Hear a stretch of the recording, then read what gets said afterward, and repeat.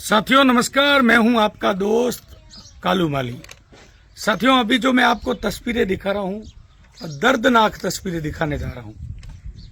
इस खबर को देखने से पहले साथियों एक बार इस पोस्ट को ज्यादा से ज्यादा शेयर कर देना। अभी मैं बाड़मेर जोधपुर हाईवे कल्याणपुर पे खड़ा हूं साथियों। ऐसी तस्वीरें दिखाने के लिए जा रहा हूं, ऐसे एक परिवार की तस्वीरें दिखाने जा रहा हूं साथियों। गोपाल सिंह राजपुरोहित कल्याणपुर के निवासी है। गोपाल सिंह राजपुरोहित, उनकी उम्र 40 वर्ष थी और सड़क दुर्घटना में उनकी मृत्यु हो गई। साथियों गोपाल सिंह के छोटे छोटे 2 बच्चे और 2 बेटियां हैं। गोपाल सिंह के पिता का साया गोपाल सिंह पर नहीं था और गोपाल सिंह की सड़क दुर्घटना में खेतेश्वर अमृत प्याऊ के पास मृत्यु हो गई। अभी साथियों घर की तस्वीर है। गोपाल सिंह जी की माता जी है, धर्म पत्नी है और 2 बेटियां हैं। एक बेटा हरिद्वार गया है अपने पिताजी के अर्थियां लेकर, फूल लेकर। पीछे ये परिवार है। ये घर की स्थिति है। न तो सरकारी योजना मिली है, न लाइट का कनेक्शन है साथियों, न घर में पानी का कनेक्शन है, न लाइट का कनेक्शन है। पूरी जिंदगी ऐसे कैसे गुजारी है साथियों। सरकार बड़े बड़े वादे कर रही है। कांग्रेस सरकार वादे कर रही है घर घर पानी पहुंचाओ, घर घर बिजली पहुंचाओ। अब भाजपा सरकार बड़े बड़े वादे कर रही है, मगर ये परिवार कैसे जी रहा है इन 2 कमरों में। एक रसोई घर है और दूसरा रहने का कमरा है। अब बारिश आ जाए तो पूरा बाहर जैसा अंदर हो जाए। ये परिवार इस हालात में रह रहा है साथियों। इस परिवार की मदद के लिए मैं इस खबर को प्रसारित कर रहा हूँ। ज्यादा से ज्यादा इस पोस्ट को शेयर करो। मैं फोन पे नंबर आपको ऊपर कैप्शन में डालूंगा। जितनी हो सके इतनी इनकी मदद करो साथियों। इस परिवार की आर्थिक स्थिति बिल्कुल कमजोर हो गई है और छोटी छोटी ये 2 बेटियां हैं देखो, जिनकी खुले आसमान के तले बैठे हैं साथियों।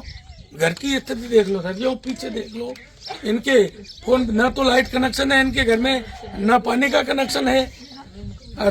सबसे बड़ा बेटा है जो 12 साल का है, एक 7 साल का, एक 9 साल की बेटी है और एक 11 साल की बेटी है। फोन पे नंबर ऊपर कैप्शन में लिखूंगा। जितनी हो सके इतनी मदद करो साथियों। जितनी मेरे करीबन 10 से 15 लाख फॉलोअर है, जितने मेरे मित्र हो, फेसबुक, इंस्टाग्राम, ट्विटर, यूट्यूब, सभी पे मदद करो इनकी। जितनी मदद करोगे भगवान आपकी करेगा। जितनी इनकी मदद करोगे भगवान आपकी मदद करेगा। और ज्यादा से ज्यादा हो सके तो इनकी मदद करो। ये परिवार है, आप खुद कह सकते हो। पीछे ये घर है इनका, ये रसोई घर है और ये इनका रहने वाला कमरा है। रहने वाले कमरे की मैं आपको स्थिति दिखाऊंगा तो एक छोटा सा 4पाई रखी हुई है, एक पेटी रखी हुई है, एक गिलबारी रखी हुई है, ऊपर बिस्तर पड़े है। ये हालात है इस परिवार के साथियों। और सरकार बड़े बड़े वादे ठोक रही है और केंद्र के मंत्री आते हैं, वोट मांगने आते हैं, सिर्फ वोट मांगने। वोट के अलावा अब ये गए थे कनेक्शन, 2 घरों में कनेक्शन नहीं है, ये कनेक्शन लेने गए। डिस्कॉम के अधिकारियों ने प्रत्येक कनेक्शन 50,000 रुपए की मांग रखी इन्होंने। अब इन परिवार में खाने के लिए गुजारा चलाने के दाने नहीं है और 50,000 रुपए की उसने डिमांड रखी है। उसको शर्म आनी चाहिए थोड़ी। इस परिवार की ऐसी स्थिति है। 50,000 रुपए प्रत्येक घर के कनेक्शन की, 2 घरों के लाख रुपए मांगे हैं। ऐसे 15 घर है यहाँ पर साथियों। ज्यादा से ज्यादा मैं तो आपको बस इतना ही कहूंगा, इस पोस्ट को ज्यादा से ज्यादा शेयर करो, प्रशासन तक पहुंचाओ। प्रशासन जो कुंभकर्ण की नींद सो रहा है, कुंभकर्ण की गहरी नींद में सो रहा है। बालोतरा के जिला कलेक्टर, प्रशासन पूरा इनकी नींद जगाओ और इनका घर का कनेक्शन कराओ और इनकी परिवार की मदद करो। तब लगेगा कि हकीकत में बाड़मेर और बालोतरा जिले के लोगों ने कुछ काम किया है। मैं इतना ही कहना चाह रहा हूं साथियों। फटाफट एक बार शेयर करो। धन्यवाद। जय हिंद, जय भारत। एक बार शेयर कर दो। फोन पे नंबर ऊपर मैं कैप्शन में लिख रहा हूं। धन्यवाद। सिंह जी अभी अपन कल्याणपुर में बैठे हैं। गोपाल सिंह जी की डेथ हो गई है। पीछे परिवार की क्या स्थिति है और इनको क्या सरकारी मदद मिली अभी तक? सरकारी मदद के नाम पर यहाँ आप देखेंगे तो एकदम जीरो है। सरकारी नाम की कोई मदद नहीं है, ना तो प्रधानमंत्री आवास के मकान है इनके पास, और ना ही आज देश आज़ाद होने के 75 साल बाद जो सरकारें बड़े बड़े दावे करती है, G20 सम्मेलन होता है और अमृत महोत्सव मनाए जाते हैं, लेकिन आज भी ये घर अंधेरे में कायम है। और जैसे ही यहाँ के निजी जो प्रतिनिधि है उनसे संपर्क करते हैं तो वो अपनी भनक निकालने के लिए बोल देते हैं कि भाई हमारे पास फंड नहीं है, जैन के पास जाओ। जैन के पास जाते हैं तो जैन बोलता 50,000 की डिमांड भरो।